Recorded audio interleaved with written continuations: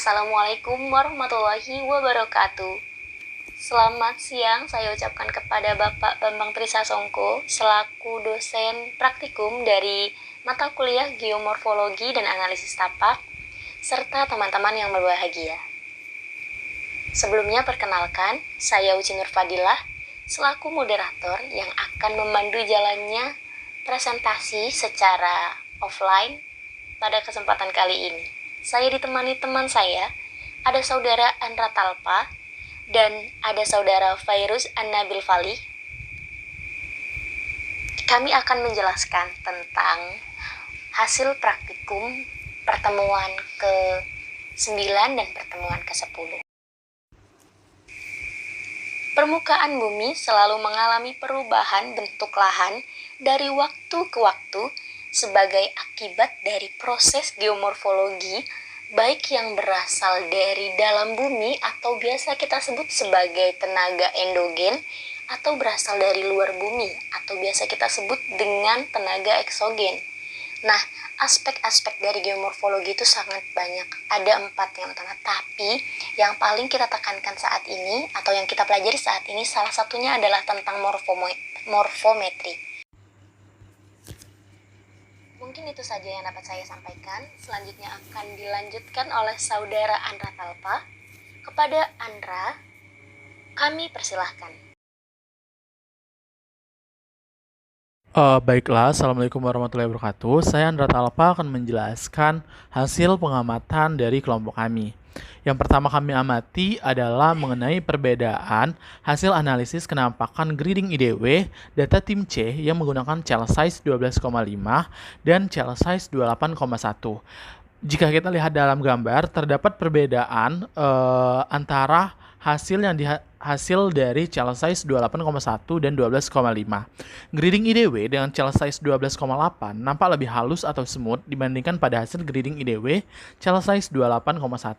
Perbedaan tersebut memang tidak begitu jelas. Maka dari itu dapat disimpulkan bahwa semakin kecil nilai cell size, kenampakan yang dihasilkan cenderung lebih smooth.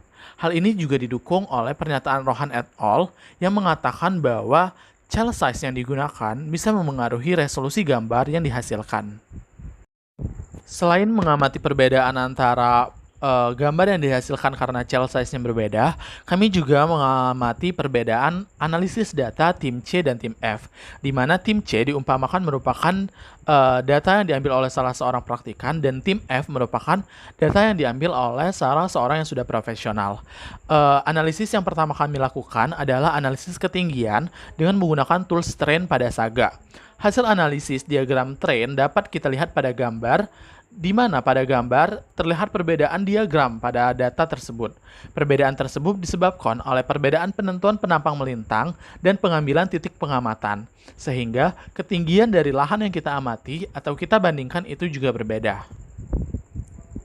Sebagai upaya membantu analisis ketinggian, kita juga dapat melakukan visualisasi data dengan membuat data menjadi berbentuk 3 dimensi.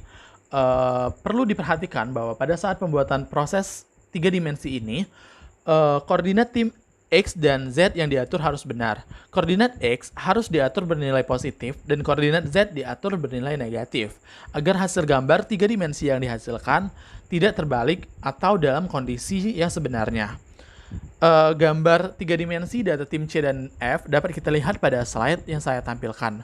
Berdasarkan data, diketahui bahwa gambar 3 dimensi data tim F lebih baik hasilnya dibandingkan dengan data tim C. Pada data tim F, kita bisa mengetahui dengan jelas bentuk lahan yang diamati seperti gunung dan bukit. Sedangkan pada data C, kita tidak dapat mengetahui dengan jelas bentuk lahan objek yang diamati. Selain itu, untuk memastikan, kita juga dapat mengekstrak nilai ketinggian hasil pengamatan objek pengamatan dengan cara mengekstrak nilai tersebut ke aplikasi QGIS. Nanti akan dihasilkan dalam bentuk tabel seperti yang ditampilkan dalam slide. Dengan begitu, kita dapat mengetahui dengan jelas ketinggian dari objek-objek yang akan kita amati pada penelitian tadi. Terima kasih saya ucapkan kepada Andra atas penyampaiannya. Selanjutnya akan dilanjutkan oleh saudara Fairuz. Kepada Fairuz, kami persilahkan.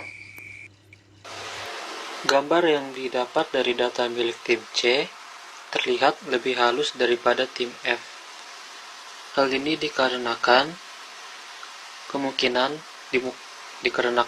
pada saat membuat gambar IDW, pada tim C secara otomatis merekomendasikan nilai 7000 pada maximum search distance pada kotak dialog pre-processing IDW, sedangkan pada tim F hanya 2000. Pengaturan maximum search distance digunakan untuk menentukan seberapa jauh daerah grid yang perlu dikalkulasikan ketinggiannya dari sebuah poin. Rekomendasi maksimum search distance yang dimiliki tim C lebih banyak, sehingga dapat diasumsikan cloud point yang dimiliki data tim C lebih sedikit dibanding data tim F. Hasilnya pun sesuai dugaan, di mana tampilan IDW tim C lebih halus dibandingkan dengan milik tim F. Next.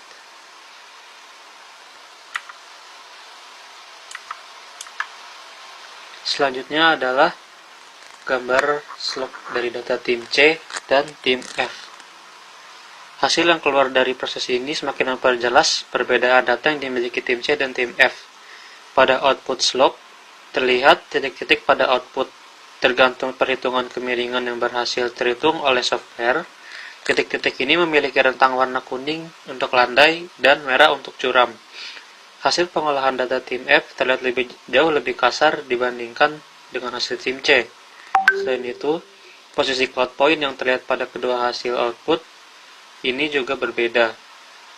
Data tim C menunjukkan cloud point yang tersebar secara acak, sementara pada tim F terlihat memiliki pola kolom dan baris yang lebih teratur.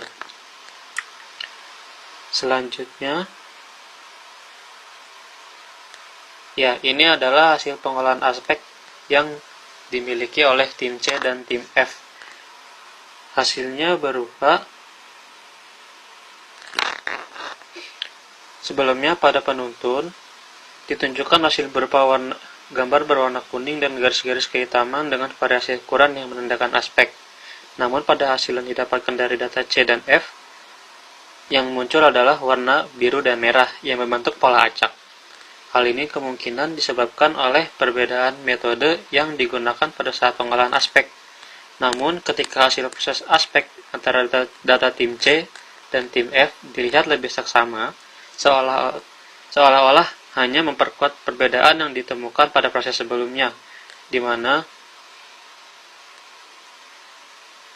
perbedaan jumlah dan pola sebaran cloud point semakin terlihat jelas. Perbedaan jumlah cloud point ini memunculkan banyak pola-pola aspek pada data tim F yang tidak dimiliki oleh data tim C, karena referensi yang dimiliki oleh software untuk mensimulasikan permukaan lebih banyak pada data tim F, dan hasilnya lebih detail daripada tim C yang terlihat jauh lebih halus.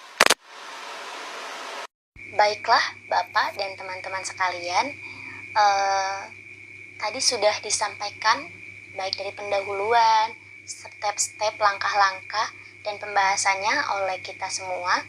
Saya akan memberikan kesimpulan bahwa analisis keadaan spasial suatu objek dapat diamati dengan perangkat Lunasaga. Pengamatan sangat ditentukan dengan kemampuan memilih titik objek pengamatan. Jika titik objek yang diamati benar, maka hasil analisis saga juga akan benar. Sekian presentasi dari kelompok kami. Mohon maaf apabila ada kesalahan karena kesempurnaan hanyalah milik Tuhan Yang Maha Esa. Wabillahi taufik wal hidayah. Wassalamualaikum warahmatullahi wabarakatuh.